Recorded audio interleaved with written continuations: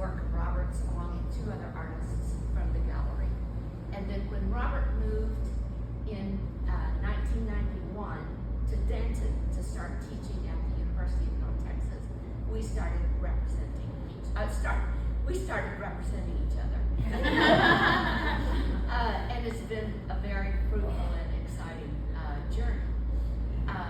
So without further, and Robert has quit teaching so that he paints literally 24/7, which is pretty exciting.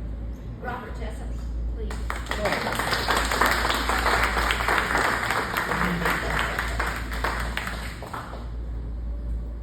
Oh, thank you so much for coming. When Danette asked me if I would like show slides or talk about the whole, going back, figurative, abstraction, and back again, I sort of thought, okay, because it's kind of difficult, and so I guess I had to go back, really, thinking about 45 years worth of work, and so I think the main thing I wanted to talk about is how the work's evolved, because it often comes up. Because if you know my work, it's sort of visited a lot of styles, and there's been a lot of periods, and there's been a lot of changes, and every time I have a show, somebody comes up to me and says, "You changed again." It's like, and sometimes it's like I kind of want to say, like, well, I didn't really mean to, but it happens, right? So, and so, talking about it now, I kind of want to talk about, what's propelled the evolution of my work. And there have been certain things, and there have been things that have been really constant.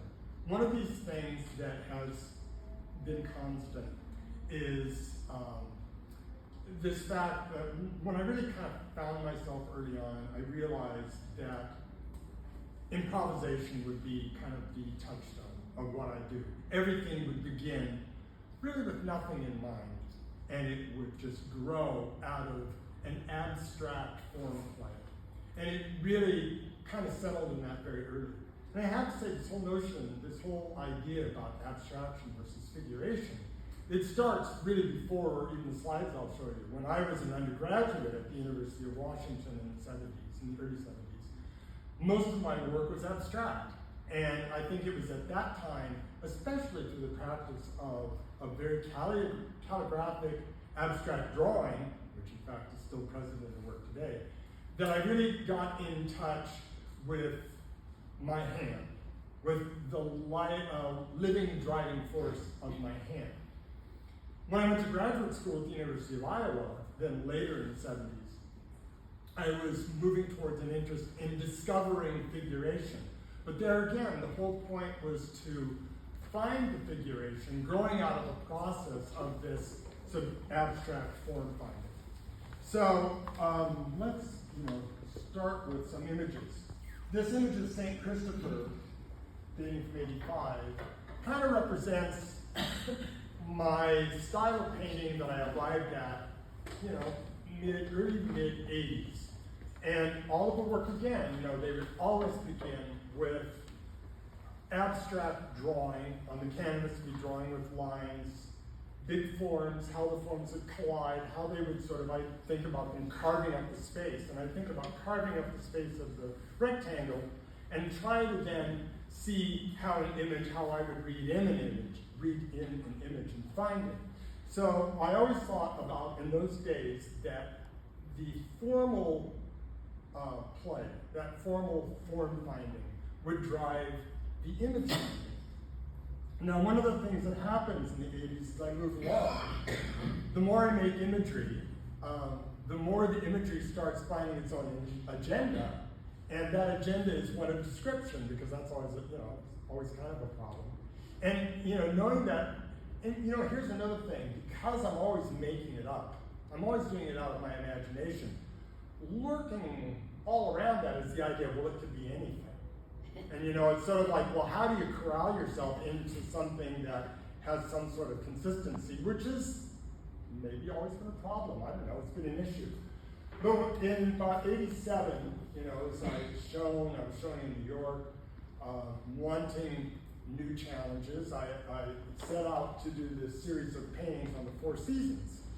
And, you know, it's curious looking back at them because what happens in the sequence of the Four Seasons sort of foreshadows what my whole journey would be in figuration to abstraction. So that the second painting, Winter, I mean, one of the things that was different, those early paintings like St. Christopher, oftentimes they had a very flat space, and the forms would really kind of always be referencing the picture plane. Figures would be really cropped with very stylized, more simplified forms.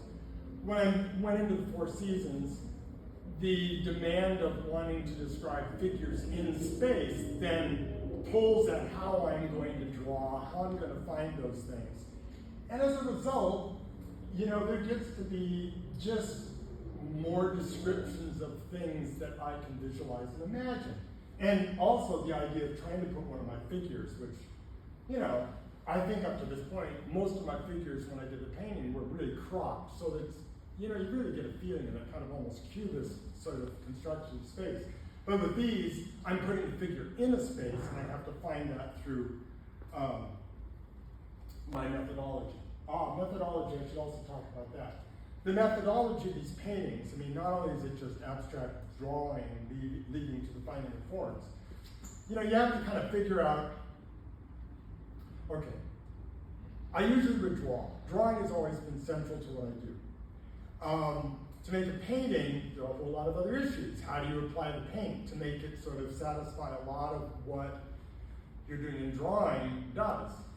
In these early paintings, what the painting methodology was is that they were very heavily painted, scumbled paint, which means I had a very rough surface of underpainting, and when the paint would be applied as I went along, it would sort of drag on the surface, creating all these little speckles, and so that color areas would always be constructed of a lot of little dots that were just the result of the scumbling process of different colors.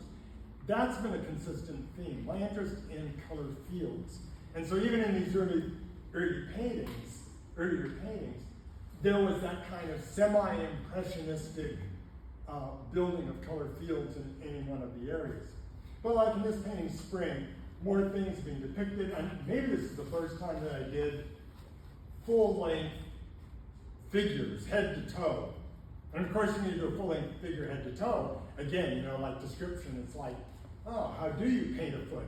How do you paint hands in this position? But I'm not going to look at a photograph of it, I'm just going to try to remember it, right? So that's, you know, it's sort of the way I was thinking. And the other thing that happens with the Four Seasons is that when I arrived at summer, the picture of summer, you know, how I was going to depict it, I left the figures out. And I was getting more intrigued by these invented, strange forms that would stand in. So it's an interesting thing that